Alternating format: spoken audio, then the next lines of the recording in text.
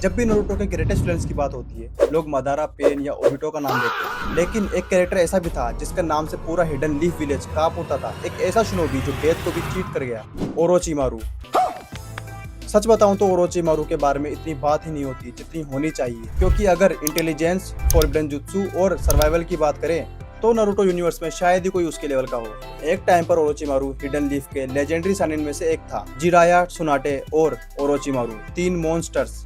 लेकिन इन तीनों में सबसे डेंजरस कौन था? Definitely Orochimaru.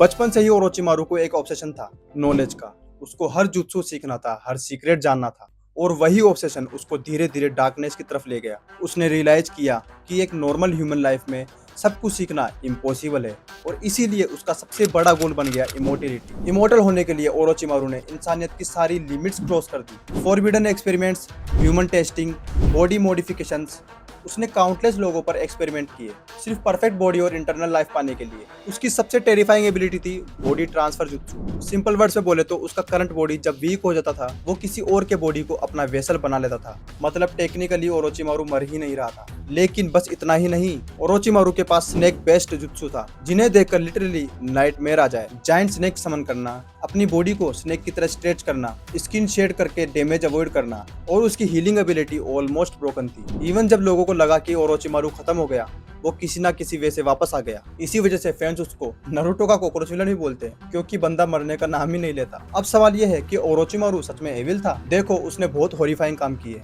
विलेज डिस्ट्रॉय किया, इनोसेंट लोगों पर एक्सपेरिमेंट किए, और भी पावर के लिए बहुत कुछ किया।